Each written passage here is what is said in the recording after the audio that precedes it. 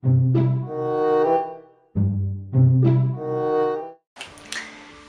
tout le monde et bienvenue pour ce nouvel épisode de mon podcast créatif. Ça faisait super longtemps qu'on s'était pas vu, 3 mois et demi. Mais il faut dire que ces derniers temps ont été très chargés. Surtout le mois de septembre et octobre, entre mon stage et puis la fin de ma formation avec mon examen, j'ai été plutôt pas mal occupée. Ce qui fait que niveau vie créative, c'était un petit peu le néant pendant un certain moment. Donc il y a que depuis le début du mois que j'ai recommencé à être un petit peu active. Donc du coup, je voulais vous faire une superbe intro et tout. Laissez tomber, After Effects il rame trop sur mon ordi. On va faire quelque chose de très simple. Et du coup on va commencer tout de suite parce que j'ai quand même un petit peu carburé depuis le mois de novembre et donc j'ai plein de choses à vous montrer. Donc c'est parti et on va commencer avec le tricot. Alors en tricot, la dernière fois qu'on s'est vu, on s'est quitté sur une paire de chaussettes que j'ai bien évidemment terminé assez peu de temps après le tournage du dernier épisode. Voilà. Elles sont vraiment très sympas, donc ça c'est un cadeau de Noël, comme je vous l'avais peut-être déjà précisé. Et donc ensuite quand je suis partie en stage, dans mes affaires créatives, j'avais ramené beaucoup de laine à chaussettes parce que je voulais tricoter de la chaussette. C'était genre le projet zéro cerveau. Ce qui fait que en 3 semaines, enfin mes 3 premières semaines de stage, j'ai tricoté 3 paires de chaussettes. Exact. Donc la première paire de chaussettes, c'est également un cadeau de Noël. Je l'ai fait avec de la laine Drops Delight qui me restait du premier châle que j'avais réalisé pour ma maman il y a 3 ans déjà. Donc je les aime vraiment beaucoup, c'est rare pour un projet rose de me plaire autant, mais je trouve que le résultat est vraiment pas mal. Et donc ensuite j'ai enchaîné sur 2 paires de chaussettes pour moi. La première c'est avec un coloris autorayon de Jolie de Billy, le coloris un petit peu sorcière qui était sorti automne 2016, je crois c'était dans une box de laine à chaussettes. Et donc depuis qu'elle l'avait publié sur son compte Instagram, moi j'en étais complètement tombée red dingue et j'ai profité d'une commande que je devais passer chez elle pour un autre projet pour m'offrir cette petite écheveau de laine autorayante. Donc forcément je les ai tricotés très vite, je suis très contente parce que c'est vraiment c'est vraiment l'esprit Halloween, ce genre de couleur. Et donc il m'en reste encore un peu, donc du coup je pense que je vais essayer de la marier avec des restes de laine à chaussettes rouges que j'ai et donc du coup faire une paire de chaussettes un peu plus dans l'esprit Joker quoi. Et donc la deuxième paire de chaussettes que je me suis fait pour moi, c'est aussi une paire que j'ai fait un peu dans l'esprit d'Halloween au niveau des couleurs. C'était surtout pour liquider mon reste de Rico Design Las Vegas orange que j'avais utilisé pour faire une paire de chaussettes il y a 2 ans dans le cadre du CAL qu'avait organisé Sodudette. C'était lequel des chaussettes qui font peur je crois, et donc je m'étais fait une paire de chaussettes tout orange comme ça avec un motif de citrouille et donc il m'en restait vraiment un gros paquet, donc là je l'ai marié avec du noir. Et donc ce choix esthétique de commencer à tricoter la couleur contrastante un peu avant et un peu après le talon, c'est une idée que j'ai piquée à la pirouette noire et que ma foi je trouve vraiment très sympa, donc je pense que il se peut que je la réutilise régulièrement. Donc voilà, les paires de chaussettes c'est bien, ça demande pas beaucoup de concentration pour tricoter, c'est pile poil ce qu'il me fallait à ce moment-là.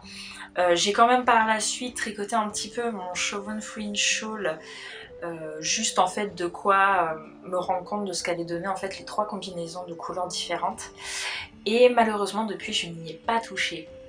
Parce qu'après j'ai été un petit peu rattrapée par comment dire, le travail personnel dont j'avais sous-estimé la charge de travail. Donc du coup c'était un petit peu c'était un petit peu short de faire autre chose. Je passais en fait toutes mes soirées à travailler sur mes différents projets. Et donc j'ai juste pris, il y a à peu près 15 jours comme ça, j'ai vraiment rien touché. Ensuite je me suis pris une journée et demie on va dire pour tricoter un petit bonnet pour ma nièce.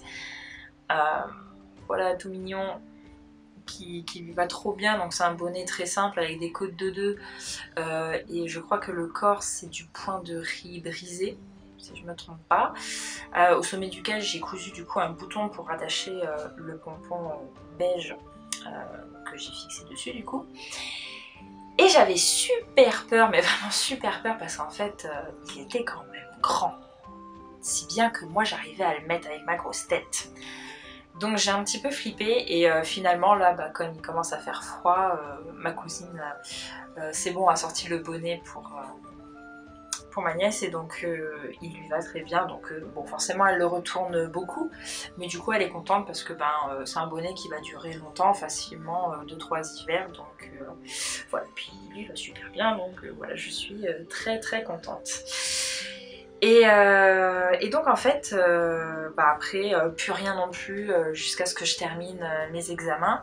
J'ai repris du coup vraiment tous mes projets créatifs aussitôt le lendemain de l'examen.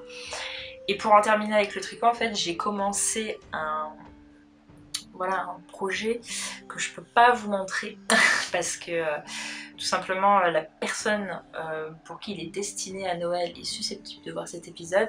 La seule chose que je peux vous montrer, voilà, c'est que c'est fait avec ce coloris des Jolies de Milly, c'est le coloris Pearl, et si je me souviens bien, c'est de la Love Sock. Alors m'étant déjà tricoté un châle avec cette qualité-là, là c'était... Je choisissais une valeur sûre. Et donc c'est un projet qui est un peu long parce qu'en fait il est très répétitif, donc au bout d'un moment c'est juste pas super marrant. Mais bon, il va vraiment être canon. J'ai mis 15 ans à terminer le premier écheveau qui était mais juste increvable. Je l'ai terminé hier et donc là je vais pouvoir commencer le deuxième. Et donc j'ai encore pas mal de boulot, mais voilà. Et donc c'est tout pour le tricot. Maintenant on va parler un petit peu de couture, parce que oui, j'ai fait un petit peu de couture. En fait, le lendemain de mon dernier jour d'examen, je me suis ruée à Diffuse Laine et Tissu à Gradignan. J'avais envie de me faire un petit cadeau post-examen, très clairement. Et donc, au départ, je voulais juste me faire un sweat. C'est le sweat octobre du bouquin Ma garde-robe à coudre pour toute l'année de Atelier Charlotte Ozou. Donc lui, ça va, je le connaissais. Je sais pas, j'avais envie d'un petit sweat qui soit du coup mieux que le précédent, parce que le problème du précédent, c'est qu'il est devenu un peu court de partout. Enfin, il était déjà pas très long à la base, mais alors quand il est passé ensuite en machine, il a un peu rétréci, donc ce qui fait que les manches étaient courtes et au niveau du buste c'est vraiment très très limite. Donc du coup là j'ai pris mes précautions, voilà, et j'ai rajouté 5 cm dans les manches et dans le corps. Alors tel que vous le voyez là, il n'est pas terminé, normalement il y a un macaron renard que je devrais thermocoller dessus. Mais je crois qu'en fait je vais peut-être pas le mettre au final, plus j'y pense et plus je me dis que je préférais garder un sweat tout à fait neutre, parce qu'en fait bien que je trouve cette petite tête de renard absolument trop mignonne, j'ai trop peur de m'enlacer. Donc du coup je pense que je vais le garder pour autre chose et ça me va très bien aussi. Mais en tout cas le jersey que j'ai acheté pour ce sweat il est vraiment super. Donc il a été lavé, il n'a pas trop rétréci, donc ça c'est bien. Et il est tout doux. C'est un vrai sweat doudou et donc j'en suis très contente. Et le truc qui n'était pas prévu, c'est que je tombe amoureux du magnifique tissu que vous pouvez voir sur moi-même. Et donc je me suis dit, ah bah ça j'en ferais bien une chemise. Je savais très bien qu'en faisant cette chemise, mon frère me dirait que je le copierais parce que mon frère est un adepte des chemises à carreaux. Mais du coup je lui ai dit, mais comme ça au moins on sera assortis. Bref, enfin voilà, j'en suis vraiment tombée direct in love. Donc du coup j'en ai embarqué, en plus il était pas très cher, je crois que c'était 8 € le mètre. Donc, franchement ça allait. Et donc j'ai refait une chemise de septembre du même bouquin. Donc en début d'année, je vous avais montré, j'avais fait une chemise du même style. Je l'avais appelée la chemise X-Files parce que j'avais mis un macaron tête d'alien dessus. Donc là en fait la seule chose que j'ai modifiée, c'est que je l'ai agrandi au niveau... J'ai rajouté 5 cm dans la longueur. Et du coup, il a été lavé une fois, ça a un petit peu rétréci aussi, mais bon, pour le coup, au niveau... Enfin, j'avais vraiment les manches qui m'arrivaient là, quoi. Donc j'ai perdu des centimètres. Mais bon, encore, quand c'est une chemise, ça me dérange pas trop. Par contre, ça, c'était la nouveauté. J'ai, on va dire, en fait, j'ai techniquement monté mes manches à l'envers. Enfin, dans le sens où la manche gauche aurait dû être la manche droite et inversement. Parce que en fait, l'ouverture qu'il y a sur la manche, normalement, devrait se situer derrière le bras et pas devant. En fait, j'ai pas fait gaffe et au final, j'aime bien l'effet que ça fait parce que ça fait un effet légèrement bouffant. Enfin, ça le faisait plus avant lavage, mais du coup, enfin, je trouve pas ça moche. De toute façon, c'était inconcevable que je démonte les manches parce que là, c'était trop... C'était surfilé et tout. C'était même pas la peine. Mais bon voilà, du coup, ouais, une chemise que j'ai fait sur 2 jours. C'est très long à faire les chemises, hein, c'est un peu éprouvant, enfin surtout que moi je suis vraiment une tortue niveau couture. Et pour les boutons, j'ai pris des boutons qui ont un peu un effet nacré comme ça, dans les coloris, dans un vert gris comme ça. Voilà, donc une chemise en plus et voilà, j'ai fait mes 2 pièces de couture pour les 6 mois à venir, donc c'est bon, je suis contente. Et donc maintenant on va passer à la plus grosse partie, enfin du moins c'est comme ça que je le conçois, parce que si ça se trouve en fait c'est pas autant que ça, mais je sais pas pourquoi, moi je suis très crochet aussi en ce moment, donc les projets crochets se sont un petit peu enchaînés. Donc pour le premier en fait ça a été un projet un petit peu spécial puisqu'en fait il s'agissait d'une bouteille de vin. Donc bon, je n'en ai que des photos puisque c'était un cadeau pour l'une de mes formatrices. En fait durant la formation on en est venu voilà à parler à un moment de nos passions extérieures on va dire. Donc forcément elle a appris, voilà, elle a découvert, on va dire, tous mes projets créatifs que je faisais, etc. Et en l'occurrence, à cette période-là, j'étais en pleine dinette au crochet. Et donc du coup, elle m'avait posé la question, est-ce que c'était possible de faire une bouteille de vin au crochet parce qu'elle travaille beaucoup dans ce milieu-là. Et du coup, j'ai dit, bah oui, je suppose. Alors en l'occurrence, moi, j'ai pas trouvé de tuto déjà préétabli de comment faire une bouteille de vin très précisément.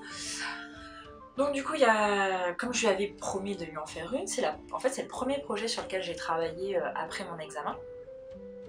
Et donc voilà, j'ai essayé d'inventer, j'ai essayé de respecter la forme le mieux possible, mais bon c'était un petit peu compliqué.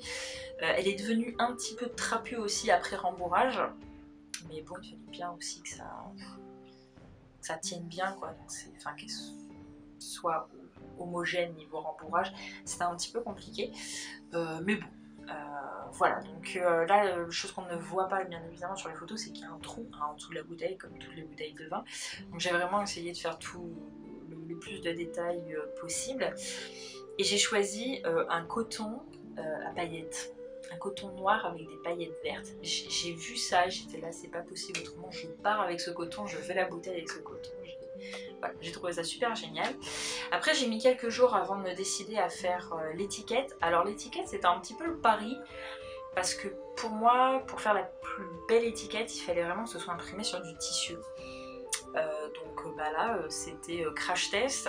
J'ai découpé un morceau de tissu blanc, de coton blanc très fin. Je l'ai scotché à une feuille de papier et je l'ai passé dans l'imprimante. Ça a marché. Bon alors forcément j'étais obligée d'imprimer assez gros quand même pour qu'on puisse bien voir ce qu'il y a écrit dessus. Mais ceci dit j'ai quand même dû le réimprimer parce que la première fois j'avais quand même oublié le L à appellation, donc c'était un petit peu embêtant. Mais c'est pas grave parce qu'au final sur cette impression là Le tissu s'était légèrement un petit peu barré en cacahuète sur la fin, donc c'était pas tout à fait très droit, et en revanche deuxième impression tout était parfaitement droit, donc voilà, ça c'était cool. Et donc ensuite j'ai bien évidemment cousu l'étiquette à la main, et voilà, je lui ai offert, elle a adoré, et j'ai eu plein de compliments dessus de la part de tous mes anciens collègues, enfin de la formation, etc. Donc voilà, j'étais très contente, et c'est particulièrement le genre de projet que j'aime bien, parce que c'est pas commun. Voilà, c'est ce genre de projet un peu funky, pas commun, voilà, sur lequel on s'amuse vraiment beaucoup. Ensuite, le projet crochet qui a suivi, c'était un tout petit projet, puisqu'en fait je me suis acheté, donc il y a quelques temps, le dernier numéro de l'atelier des nanas, parce qu'en fait il y avait une robe dedans que je trouvais absolument magnifique, et donc je me suis dit bon, je vais quand même pas acheter le magazine juste pour cette robe, donc j'avais un petit peu regardé, il y avait des bouts de Noël qui m'intéressaient, donc du coup je me suis dit hop, je le prends, et en fait en rentrant à la maison j'ai découvert qu'il y avait aussi un patron pour faire des roses au crochet. Alors bon, vraiment la rose avec la tige, etc. Pour la tige il fallait du fil de fer vert en l'occurrence, mais donc moi je me suis concentrée vraiment sur la rose, et donc j'ai fait une petite rose, la rose en l'occurrence, pour finir. Notamment j'avais plein de petits bouts de coton rose, donc comme les coloris étaient très proches, j'ai tout mis avec, et du coup ça allait bien avec mon activité du moment, qui était de réfléchir très très fortement sur le cri de Rosemary. Alors pour ceux et celles que ça intéresse, j'ai fait un article sur mon blog, d'ailleurs le blog je vous en reparle vite fait à la fin de l'épisode. En fait c'est un livre d'enquête en quelque sorte. En fait on doit enquêter sur une affaire, sur un accident qui a conduit à la mort d'un diplomate français le 14 juillet 1914. Et en fait, le livre, c'est le dossier de l'enquête. Et à partir de ces dossiers-là, on doit chercher la vérité. Et voilà, c'est très prenant. Là, je suis en pause depuis quelques temps quand même sur ça, parce que vraiment une fois que j'ai le nez dedans, mais toute la journée quoi, j'y suis, et là j'arrive un petit peu à une impasse, on va dire, au niveau réflexion, donc je laisse un petit peu reposer, mais c'est vraiment super génial. Et donc du coup en fait cette rose, du coup elle est bien avec le contexte, puisque comme vous pouvez le voir sur la couverture, il est question à un moment de ces fleurs là. Et je pense que ces roses-là, si j'ai le temps, hein, donc là avec un grand si, j'en ferai peut-être plusieurs pour décorer certains paquets cadeaux de Noël pour la jante féminine. Voilà, mais je verrai bien. Donc ensuite, niveau projet, qu'est-ce que j'ai fait d'autre ? J'ai commencé une paire de chaussons, mais ça je vous en parlerai quand j'aurai terminé, parce que pour l'instant il n'y en a qu'un, ça sert à rien, donc voilà, je vous en parlerai en temps voulu. Mais sinon il y a quand même un projet crochet fort sympathique que j'ai fait. Donc si vous aimez Harry Potter, vous aimez très certainement les animaux fantastiques. Et à côté du nifleur, il y a le beau truc. Vous savez, c'est Piquette, la petite branche qui suit Newt absolument partout. Et bien voilà. En fait, la semaine avant sa sortie, enfin avant la sortie du deuxième volet au cinéma, j'ai regardé le premier film 2 fois. Une fois avec mon chéri, une fois avec ma mère et mon frère. Et après l'avoir regardé la deuxième fois, j'avais très envie de faire quelque chose par rapport à ça. Et donc je vous avais demandé sur Instagram, est-ce que je fais un nouveau nifleur mais aux couleurs d'un des bébés nifleurs qu'il y a dans le deuxième volet, ou est-ce que je fais un beau truc? Alors les scores étaient super méga serrés tout du long, mais c'était toujours le beau truc qui était en tête, et au final ça m'a arrangé, parce que c'est vrai que j'avais envie de faire quelque chose de nouveau, et donc j'ai décidé de faire le beau truc. Alors évidemment c'est une brindille, donc pour moi il me paraissait évident de devoir faire d'abord une armature en fer. Donc ça a été un petit peu comique à réaliser. Et donc après, j'ai crocheté tout autour de cette armature en fer. Il n'y a absolument pas de rembourrage, de toute façon beaucoup trop fin pour qu'il y en ait. Et il me fallait un fil en fait assez fin que je n'avais pas. Donc en fait j'ai utilisé du fil à broder fer. Donc voilà, au lieu de faire la broderie avec, j'ai fait du crochet. Donc j'ai crocheté ça avec un crochet 2 mm. Et donc non, pour beaucoup de personnes, enfin il y a plusieurs personnes qui m'ont demandé, j'exagère toujours un peu, mais non, il y a plusieurs personnes qui m'ont demandé, parce que je les voyais un petit peu venir par rapport à Minifleur, c'est est-ce que j'allais faire un tuto de ce beau truc. C'est du sur-mesure, laissez tomber, il n'y a pas de tuto, je peux juste vous dire que voilà, j'ai fait l'armature, j'ai crocheté voilà, en rond sur 6 mailles tout autour de cette armature. Il y a juste au niveau des articulations, on va dire, où là c'était un peu plus épais, donc des fois j'étais obligée d'avoir plus de mailles. Et puis au niveau des pattes, je réduisais progressivement jusqu'à atteindre 3 ou 4, enfin 4 ou 3 mailles à la fin, mais franchement quand vous avez que 3 mailles c'est une vraie galère à crocheter. Les doigts ce sont des chaînettes tout simplement, des mailles levées que j'ai ensuite rattachées. Et bon, après j'ai improvisé les feuilles que j'étais très contente d'ailleurs, parce que j'avais un peu peur en fait quand une fois les avoir accrochées sur la tête, en fait elles seraient tombées et qu'elles resteraient pas un petit peu en l'air comme ça, et puis finalement si, donc c'était vraiment cool. Et pour les yeux, j'ai tout simplement brodé des perles de rocaille et voilà. Donc voilà, un joli piquet, j'étais vraiment super contente. Et donc du coup ma pop de Dumbledore des Animaux Fantastiques est donc entourée maintenant d'Unifleur et de piquettes. Donc voilà, mais c'est vrai que les Animaux Fantastiques ça donne, voilà, ça donne très envie de refaire absolument toutes les bestioles au crochet.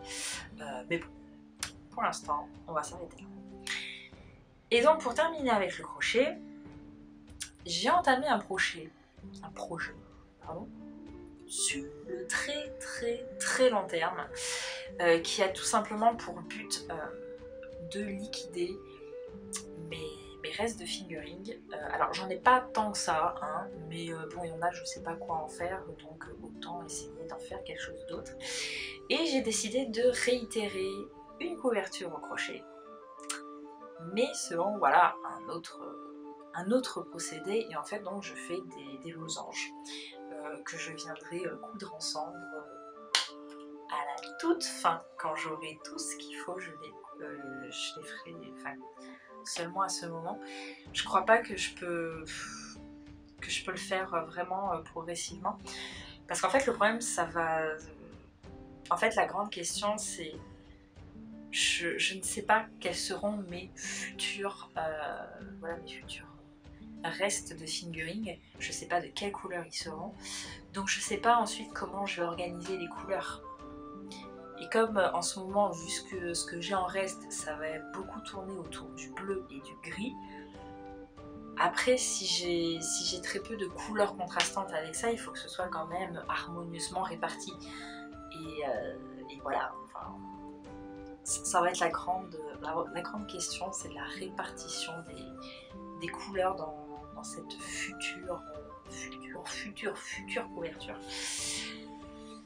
Donc voilà, on verra bien, mais du coup ça devrait être un chouette projet, ça aussi, quand ce sera terminé. Et donc voilà, c'est tout ce que j'avais à vous montrer en fait pour mes projets. Alors moi, enfin peut-être qu'en réfléchissant comme ça paraît pas énorme, mais en fait j'ai tellement tout enchaîné ces 3 dernières semaines que pour moi j'ai l'impression que j'ai fait plein de trucs. Et c'est vrai que maintenant là je suis un peu dans, comment dire, dans une phase où je me calme sérieusement. Parce qu'en fait le problème c'est qu'effectivement avec ma formation, donc, je pouvais accordé beaucoup moins de temps à mes projets créatifs, surtout le mois d'octobre où ça a été le rush vraiment tout le mois. Donc en fait toutes mes envies créatives elles se sont accumulées comme de l'eau derrière un barrage, et une fois l'examen passé, le barrage il a cédé, donc je me suis sentie complètement noyée par mes envies, et autant au début ça a été très bénéfique, productif, enfin voilà, tout est allé comme sur des roulettes, j'enchaînais des projets et puis tout allait bien. Autant là, ces derniers temps, bof, hein, parce que le problème c'est que j'ai certes j'ai toujours beaucoup d'envie, mais en fait je ne sais pas pour quel projet je suis la plus motivée. Ce qui fait que je choisis un projet au pif, sauf que c'est pas forcément le projet sur lequel je suis le plus motivée, j'ai pas forcément les idées ou quoi que ce soit. Et donc du coup c'est complètement contre-productif et je fais un truc qui me plaît pas, c'est moche, je perds du temps et ça m'énerve. Donc du coup là je me prends plus trop la tête, je me concentre vraiment sur le cadeau de Noël dont je vous ai parlé tout à l'heure, je me concentre sur ça et puis après on verra plus tard. Je suis très tentée de commencer une nouvelle custo de Doudou Lalilala. Ça fait beaucoup trop de syllabes répétées. Enfin voilà.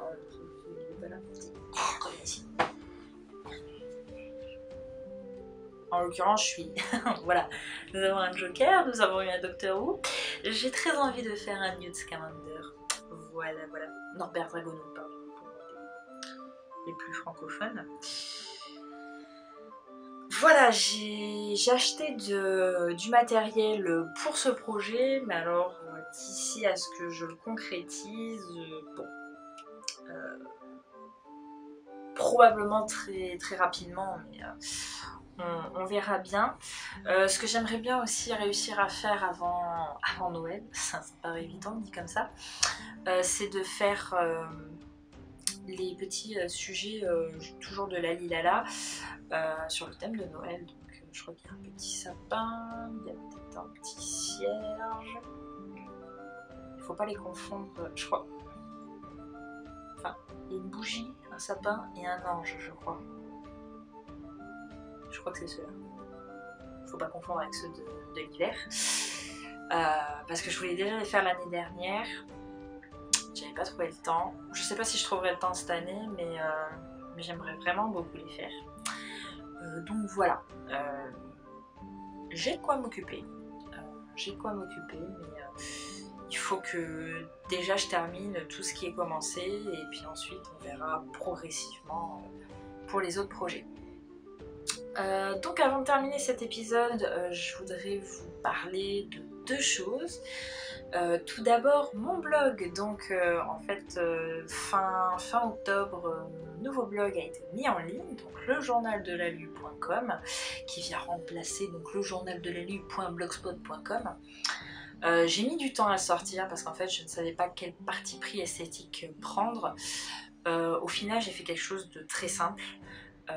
Qui donne vraiment la prédominance aux articles et pas à des widgets voilà, secondaires voilà, qui seraient tous entassés dans une barre latérale droite. Donc voilà, donc je vous invite à le consulter régulièrement pour voir les nouveaux articles. Si vous me suivez sur Instagram, je préviens à chaque nouvelle sortie d'article. D'ailleurs, Piquette, notre cher beau truc, devrait avoir le sien dans les jours à venir. Donc voilà, il faut juste que je fasse des photos. Donc ça c'était voilà la première chose, parce que je suis vraiment contente de l'avoir enfin mis en place depuis le temps que j'avais envie de le faire. Et voilà, je reprends vraiment plaisir à bloguer, et donc ça je trouve ça cool, enfin c'est cool pour moi.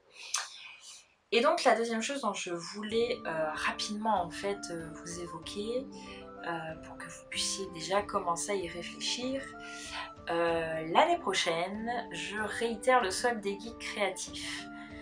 Donc pour ceux qui n'en ont pas eu connaissance voilà, cette année, le swap des geeks créatifs c'est tout simplement un swap où en fait chaque personne aura choisi un univers issu de plus ou moins de la pop culture de son choix, et en fait il recevra un colis sur ce thème. Donc moi par exemple cette année j'avais choisi Sherlock Holmes, voilà, il y avait eu beaucoup de Harry Potter dans le lot, il y en avait eu qui étaient vraiment très, très originaux. Il y avait eu Sailor Moon, il y avait eu Monsieur Madame, enfin bon bref c'était vraiment super chouette.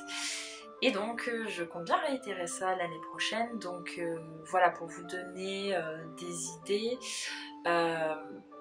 Les inscriptions auront lieu comme l'année dernière durant tout le mois de janvier, donc du 1er au 31 janvier minuit. Et donc la préparation des colis en revanche sera étalée sur le mois de février et mars. Vraiment 2 mois complets au lieu du 1 mois et demi de cette année. Donc voilà, vous aurez 2 mois pour concocter le colis.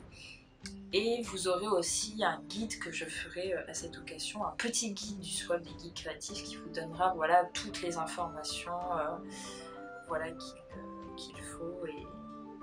Et voilà. Donc je sais pas si Magali pourra me re-aider cette année, enfin pour cette seconde édition comme elle avait fait cette année, mais son aide avait été vraiment très précieuse et je tiens à le souligner une nouvelle fois de plus. Donc voilà, on avait été 49 je crois cette année, donc c'était vraiment chouette. Et voilà, j'ai hâte qu'on remette ça l'année prochaine. J'ai déjà une petite idée du thème que je choisirai. Et donc voilà, bah écoutez, ma foi, je crois que je vous ai tout raconté ce que je voulais vous raconter. J'espère que le nouveau montage vous aura plu. Je voulais en fait quelque chose de beaucoup plus dynamique, où je m'arrête pas toutes les 5 minutes de parler pour vous montrer un truc, à galérer avec la mise au point, etc. Donc j'espère que ça vous plaira. En tout cas, bah moi écoutez, je vais me mettre voilà, derrière mon ordi pour monter cette vidéo, et puis ensuite je reprendrai voilà, mes petites activités, et donc guettez Instagram pour voir si Norbert Dragono va commencer à prendre forme ou pas, on verra bien. Et donc sur ce, je vous fais des gros bisous, je vous souhaite tout plein de bonnes choses, et puis à la prochaine, ciao.